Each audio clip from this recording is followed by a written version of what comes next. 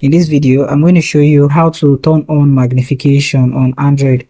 So if you're having difficulty setting up magnification on your Android, then this video is for you. It's a unique feature that allows you to zoom in and zoom out of any section of your screen while using your Android device.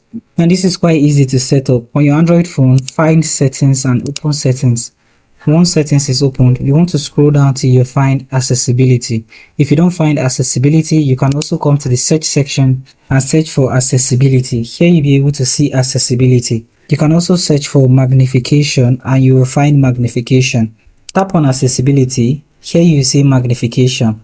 Tap on magnification to turn it on, and depending on the Android version you're using, you'll be taken through a tutorial on how to use the magnification, which for this device is to quickly tap 3 times to enable the zoom, drag 2 or more fingers to scroll, pinch 2 or more fingers to adjust zoom. To enable it, toggle on this and you're good to go. So now you can tap 3 times to zoom in and also tap 3 times to zoom out. You can also use your 2 fingers to move around the screen and many more. So thank you for watching this video on how to turn on magnification on Android, and I hope you found this video helpful.